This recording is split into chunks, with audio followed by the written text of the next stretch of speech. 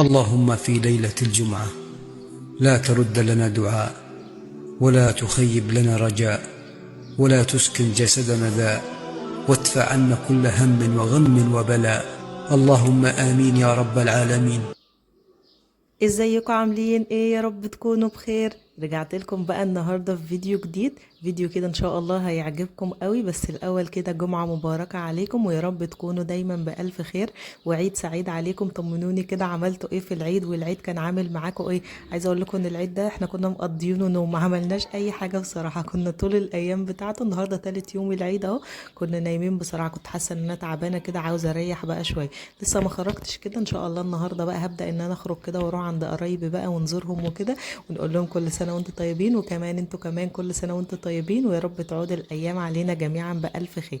ما تنسوش بقى تعملوا لايك للفيديو، وكمان تشتركوا في القناه وتفعلوا الجرس علشان يوصلكوا كل الفيديوهات اللي انا بنزلها. ولو انتوا جداد معايا في القناه، نورتوني وشرفتوني.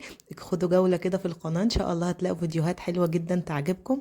اول حاجه بقى هنبدا بيها كده الفيديو بتاعنا، هنعمل مع بعض كيكه بالشوكولاته كده، حقيقي طلعت حلوه جدا. كل الحاجات اللي هعملها معاكم النهارده انا كنت عاملاها بصراحه يوم الوقفه، بس زي ما قلت لكم ما قدرتش بصراحه انزل فيديوهات خالص. اول حاجه حطيت كده كوبايه لبن، وبعدين حطيت كمان نص كوبايه من الزيت، وكمان حطيت كوبايه سكر. وطبعا بصوا السكر انا كنت حاطاه اللي هو سكر بودره كده، علشان برضو يبقى سهل بس معايا وانا بخلط وكده. ممكن تحطوا سكر عادي يعني، بس انا بحب بصراحه احطه اللي هو بودر كده، علشان يبدا ان هو زي ما اقول لكم ما يتعبنيش في الخلط وكده. بدات كمان احط نص كوبايه من الكاكاو الخام، وبدات كده نضرب كل الخليط اللي احنا عملناه مع بعض ده. حقيقه هتطلع طعمها حلو جدا، وطريقتها كمان سهله قوي. يعني انا من الناس زي ما كنت قايله لكم قبل كده، الكيكه ما كانتش بتظبط معايا قوي، فحقيقه الطريقه ديت بتطلع حلوه وطعمها كمان حلو، والولاد بيحبوها جدا، لان زي ما انتم شايفين كلها شوكولاته كده، فالولاد بيحبوا الحاجات دي قوي. بصوا كده ده شكل الخليط بعد ما خلصتها. وعايزه اقول لكم كمان ان ده صوص شوكولاته حلو جدا، ممكن ان احنا نعمله ونستخدمه في اي كيكه موجوده عندنا او اي تورته كده، هيبقى حلو جدا. شلت كده نص الخليط اللي هو موجود معايا، حطيته في علبه كده بره الاول، وبعدين بقى هنكمل كده بباقي الخليط اللي هو موجود معانا. هبدأ ان انا انزل بس كده الاطراف اللي هي موجودة معايا، وكمان هحط عليهم كده بيضتين. الخليط بقى اللي موجود معانا في الخلاط هو اللي هنستخدمه بقى في بقية الوصفة بتاعتنا. حطيت كده بيضتين، كان في بيضة بس الاول كانت مسلوقة كده، ما كنتش واخدة بالي منها فشلتها، وبدأت احط بيضتين تانيين. وكمان هبدأ ان انا اخلط بقى كل الخليط اللي موجود معايا في الخلاط، وبعدين بقى هنبدأ نحط عليه الدقيق. هي طريقة بسيطة خالص لعمل الكيكة، وكل الوصفات بتاعتها كل الحاجات اللي بتاعتها يعني المكونات اللي هي بتاعت الكيكة العادية. بس الاول بس بنعمل صوص الشوكولاتة ده، علشان هتشوفوا برضه هنكمل بيه الفيديو معانا ازاي. بدأت كده احط بقى الخليط اللي طلع معايا في الخلاط، وهبدأ احط عليه كوباية دقيق واحدة بس. طبعا الاول بننخلها كده بالمنخل اللي هو موجود معايا الصغير ده. هو حلو بصراحة، هو متعب شوية، بحس ان هو متعب شوية، بس يعني بينجز برضه معايا وكده. وحطيت كيس بودر، كيس كامل، عشان برضه تبقى قابة معايا كده في الصينية وشكلها هيكون حلو. بدأت كده ان انا انخل كل الدقيق اللي هو موجود معايا على الخليط. ولو وصلتوا معايا في الفيديو للجزء ده، ما تنسوش تعملوا لايك للفيديو، وكمان تشتركوا في القناة وتكتبوا لي كومنت تحت كده. كل سنة كمان وانتوا طيبين، ويا رب العيد كده يكون السنة دي كان عليكم حلو كده، وعلى اولادكم وعلى اسرتكم جميعا يا رب. بدأت كده بقى ان انا اخلط كده المكونات اللي هي موجودة معايا، الدقيق كده مع الخليط اللي كان معانا في الخلاط، بس هو طلع معايا تقيل شوية، فهبدأ كده ان انا احط له برده شوية من اللبن صغيرين كده، وهخلطهم برده. بصوا القوام بتاعه طلع زي ما انتم شايفين كده، بيبقى سايل كده شوية، زي خليط برده الكيكة العادية خالص. وهبدأ كده ان انا احطه في الصينية دي انا كنت حاطة فيها شوية كده من السمنة، دهنتها كده كلها، وكمان حطيت عليها رشة كده من الدقيق، علشان لما نطلع الصينية بعد كده ما نلاقيش الكيكة لازقة فيها، لان انا عاملاها كده في صينية ألمونيوم عادية يعني، فعلشان برده ما تبقاش لازقة معايا. ونبدأ برده نزينها كده في الاخر، ونشوف الشكل هيطلع معانا عامل ازاي. نزلت كده كل الخليط اللي هو موجود معايا، وهبدأ بقى ان انا اوزعه كده في الصينية. وكمان هبدأ ان انا اخبط بس الصينية شوية كده، علشان بقى اي هوا موجود في الكيكة او كده يبدأ ان هو يطلع معانا. وكده خلاص مكونات الكيكة كلها خلصت، هنبدأ نسويها بقى في الفرن، وهوريكم شكلها. ده شكلها كده بعد ما طلعت، حقيقي طلعت مستوية حلوة قوي. بصوا السوا بتاعها جميل جدا، اختبرتها كده برضو بشوكة او بحاجة، طلعت تمام. خلاص طلعتها بقى وسبتها على جنب كده، تبدأ برضو انها تهدى شوية من السخونة بتاعتها، وندخل بقى على المرحلة التانية. نبدأ بقى نعمل شوية كريمة كده. طيب مكونات الكريمة بقى معانا ايه؟ نصلي كده على النبي الأول ونشوف بقى مكونات الكريمة. اللهم صل وسلم وبارك على سيدنا محمد. بدأت كده ان انا احط نص كوباية من الكريمة البودر، وكمان حطيت عليها معلقة سكر واحدة او معلقة ونص يعني زي ما تحبوا السكر بتاعها، وكمان حطيت عليها نص كوباية لبن. زي ما بنحط الكريمة زي ما بنحط اللبن، يعني انا حطيت نص كوباية بس، فبدأت ان انا احط نص كوباية لبن كده معاها، وضربتها الأول كده كويس بالمضرب، وبعدين حطيت عليها معلقة واحدة من الشوكولاتة. فاكرين اللي احنا كنا شايلينها كده من الخليط اللي كان معانا في الاول؟ ممكن تستغنوا عن الفكره دي وتسيبوها مثلا كريمه بيضه كده لو انتوا مثلا بتحبوا برضو الكريمه البيضه، بس احنا عندنا بنحب الشوكولاته شويه. بصوا بحب كل حاجه كده يبقى فيها شوكولاته، بيبقى الطعم بتاعها برضو حلو جدا. بدات كده ان انا اخلطها، ودي بقى الكيكه بعد ما خلاص سيبناها تبرد خالص، بدات ان انا اخرمها كده باي حاجه موجوده عندنا يعني، وحطيت عليها برضو شويه لبن كده، يعني سقيتها كده شويه لبن علشان برضو تبقى طريه كده، ما تبقاش ناشفه معايا لما اجي اقدمها بعد كده. بدات بقى ان انا احط عليها كده خليط الكريمه اللي احنا عملناه مع بعض، هوزعه بقى على الكيكه كلها اللي موجوده معايا.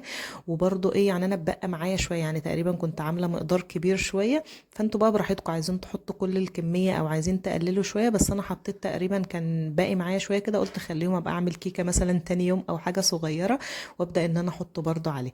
بصوا، واهم حاجه اهم حاجه لازم تدخلوها التلاجة شويه تجمد كده الاول الكريمه معانا شويه، عشان نبدا نحط عليها ايه؟ صوص الشوكولاته. لان انا اول ما عملت الطريقه ديت يعني ما حطيتهاش في التلاجة، حطيت الكريمه ورحت نازله عليها على طول بالشوكولاته، فبصوا كانت شكلها فظيع. يعني ايه الاتنين كده دخلوا على بعض، والشكل بصراحه ما كانش حلو جدا. فخلي بالكم من الخطوه دي، حطوها في التلاجة كده مثلا نص ساعه ولا حاجه، الكريمه تجمد بس معانا. انا بقى بدات كده ان انا احطها في التلاجة شويه تقريبا نص ساعه، وبدات بقى احط عليها كده صوص الشوكولاته، وهوزعه برضو عليها كلها كده، علشان بصراحه بيديها طعم حلو قوي، والشكل كمان بتاعها بيكون حلو. ممكن برضو بعد كده بقى تزينوها باي حاجه موجوده عندكم على صوص الشوكولاته كده من فوق، شوكولاته بقى مثلا مبشوره مثلا او اي حاجه. انا بصراحه كان عندي بسكوت كده، بدات ان انا ابشره بسكوت بالشوكولاته كده، فبشرته كده عليها بصراحه ده شكل حلو، وبرضو اديها طعم حلو جدا. وكده خلاص بعد ما كنت خلصتها وقطعتها مع شويه عصير كده او مع حاجه ساقعه، حقيقي طعمها بيكون حلو جدا، وكيكه بالشوكولاته كده، والولاد هيحبوها وطريقتها سهله جدا. يا رب تكون كده اول حاجه عجبتكم. تعالوا بقى ندخل على الوصفه التانية اللي معانا النهارده، بس قبل بقى ما نبدا فيها ما تنسوش تعملوا لايك للفيديو لو لسه ما عملتوش، وتكتبوا لي تعليق حلو كده تشجعوني، وكمان تشوفوا فيديوهات العيد اللي انا عملتها معاكم، وفرش العيد كده وتوزيعات العيد اللي احنا عملناها، حقيقي كانت افكار حلوه جدا. ادخلوا برضو عليها كده وشوفوها، ان شاء الله هتعجبكم. وهحاول برضو ان انا اسيب لكم كده اللينك بتاعهم في صندوق الوصف تحت، عشان تدخلوا برضو عليهم كده تتفرجوا عليه. الوصفة بقى التانية اللي معانا النهاردة هي البيتزا. طبعا العيد ما بيمشيش عندي بصراحة من غير بيتزا، أنا من الناس اللي بحب البيتزا جدا، فعلى طول بعملها كده في العيد مثلا أو في أي مناسبة. فهعمل معاكم بقى النهاردة أشارككم كده الطريقة اللي أنا بعملها. حطيت 3 كوبايات من الدقيق، وكنت نخلاهم طبعا الأول، وبعدين حطيت عليهم معلقة ونص سكر وشوية ملح صغيرين كده، وكمان حطيت كيس ونص خميرة، لأن بصراحة كنت عاوزاها تخمر يعني على طول وكده علشان أشتغل فيها على طول، لأن بصراحة كان خلاص الفجر تقريبا ناقص عليه ساعة او كده، فكنت عاوزة اخلص كل الحاجات دي. كل الحاجات دي طبعا انا عملتها يوم الوقفة زي ما بقول لكم، وبسيبها بقى لتاني يوم كده العيد، بحيث ان احنا نبقى عندنا كل الحاجات كده. الولاد برضو بيحبوا البيتزا وبيحبوا الكيكة وكده، فتبقى كل الحاجات كده موجودة عندنا. إيه كمان بقى بدأت ان انا احط بصلة كده، وكان عندي شوية لحمة مفرومين صغيرين كده فحطيتهم، وكمان حطيت عليهم بصراحة كبد وقوانص كده. اول مرة هعمل بيتزا بالكبد والقوانص، بس يعني هي كانت موجودة عندي وكده، وطبعا ما بيبقاش في محلات اصلا فاتحة يوم الوقفة كتير يعني، فقلت خلاص مش مشكلة نمشيها بقى المرة دي بالكبد والقوانص. بس طلع طعمها حقيقي والله حلو جدا. التوابل كمان كده اللي بتتحط عليها بتديها طعم حلو كده. الصلصة بقى عملتها ازاي؟ بدأت ان انا احط كده حتة من السمنة صغيرة، وحطيت تقريبا كنت عاملة 4 فصوص توم، بدأت ان انا احطهم، وبعدين هنزل عليهم بقى ايه بالصلصة كده. وكمان اهم حاجة اللي هو الزعتر، لازم نحط زعتر على الصلصة بتاعة البيتزا. يعني انا ما كنتش بحط قبل كده بصراحة، بس لما بقيت بحطه يعني بيديها طعم حلو جدا. فحطوا زعتر كده مع شوية ملح مع شوية فلفل مع اي توابل بقى انتوا عايزينها، بتديها طعم حلو جدا. بصوا بقى كده العجينه كمان كانت خمرت معايا خلاص، بدات ان انا اجيبها كده، قسمتها بصراحه جزئين، جزء كبير شويه احطه في الصينيه الكبيره دي، جزء صغير كده برضو حطيته في صينيه صغيره. وزي ما انتم شايفين انا كنت شغاله في الكيكه وشغاله في البيتزا، فكنت طلعت الكيكه جنبي كده وهي لسه بتبرد، فعلشان كده هتلاقوا صورتها طالعه يعني معايا في الفيديو كده. هبدا كده كمان ان انا افرد العجينه معايا كده في كل الصينيه. وحقيقي البتاع اللي في ايدي اللي انا بفرد بيها دي حلوه جدا. انا كنت بفرد الاول كده بايدي، كان عندي واحده كبيره شويه بس ما كانتش بتساعدني بصراحه قوي، فجبت الصغيره دي منها وبدات افرد بيها كده، بتساعدني جدا وبننجز على طول كده ونخلص خلاص. لان لما كنت بعملها بايدي بصراحه كنت باخد وقت طويل قوي، وايدي كمان كانت بتوجعني قوي. فالبتاع الصغيره دي حلوه، اختراع كده حلو بصراحه. الصغيره في منها الكبيره برضو كنت بستخدمها وانا بعمل قرص مثلا او كده، بس ما كانتش بتساعدني كده في البيتزا، بحس انها بتخبط في كل الاجزاء بتاعه الصينيه، خصوصا كمان لو بعمل مثلا بيتزا صغيره شويه مش كبيره مثلا الحجم الكبير ده. كده خلاص خلصتها بقى فرد، وسويت كده الاطراف برضو بتاعتها بايدي بقى بصراحه يعني. وبدأت كده كمان ان انا اوزع عليها بقى الصلصة. كده خلاص يعتبر البيتزا يعني هي العجينة بس اهم حاجة، واي حشوة بقى بعد كده ممكن ان انتوا تحطوها.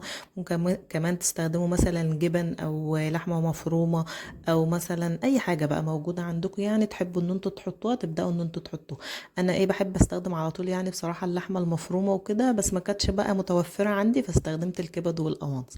هبدأ كده ان انا اوزع برضو الصلصة زي ما بقول لكم، وهحط بقى طبقة كده الاول من الجبنة الموتزاريلا.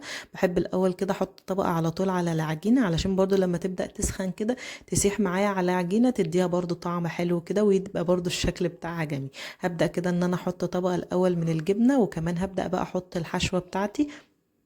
تنسوش بقى تكتبوا لي تعليق حلو كده، انزلوا اكتبوا تعليق حلو بقى، وتعالوا نكمل كده طريقة عمل البيتزا معانا. هبدأ كده زي ما بقول لكم ان انا احط الحشوة اللي هي موجودة معايا، وكمان هبدأ بقى ان انا احط عليها بقى اجزاء تانية من الجبنة الموتزاريلا. وكمان بقى ممكن تحطوا عليها مثلا جبنة رومي، تبشروا عليها جبنة رومي او كده، بصراحة ما كانتش برضو موجودة عندي وكده، فبدأت ان انا ما احطهاش وخلاص. وكنت بوزع بس كده شوية حشوة بايدي، لان كل الاطراف يبقى فيها يعني حشوة وكده. هبدأ بقى انيم كده كمان الحشوة، بحط ايدي كده عليها وانيمها برضو، علشان ما تبدأش انها تقع مني او حاجة، او مثلا الولاد لما يجي ياكلوها او كده ويمسكوها الحشوة ما تقعش منهم على طول. يعني بحاول ان انا الزقها في العجينة كده شوية، علشان زي ما بقول لكم ما تقعش وكده. حطيت بقى اجزاء تانية كمان من الجبنة الموتزاريلا، وكده خلاص البيتزا الحمد لله خلصت معايا. هبدأ ان انا احطها بقى في الفرن، وكده شكلها خلاص بعد ما كانت طلعت. بصراحة الجبنة الموتزاريلا اللي انا استخدمتها ما كانتش حلوة قوي يعني، بس تمام قضت الغرض وخلاص. كده الفيديو يكون خلص معايا. يا رب يكون الفيديو النهارده عجبكم، والوصفتين اللي احنا عملناهم مع بعض النهارده يكونوا عجبوكم. وما تنسوش بقى تعملوا لايك للفيديو، وكمان تشتركوا في القناة وتفعلوا الجرس علشان يوصلكوا كل الفيديوهات اللي انا بنزلها. ومستنية تعليقاتكم الجميلة اللي بتشجعني وتخليني استمر كده وانزل لكم فيديوهات. ولو انتوا جداد معايا في القناة خدوا جولة كده في القناة، حقيقة هتلاقوا فيديوهات حلوة جدا.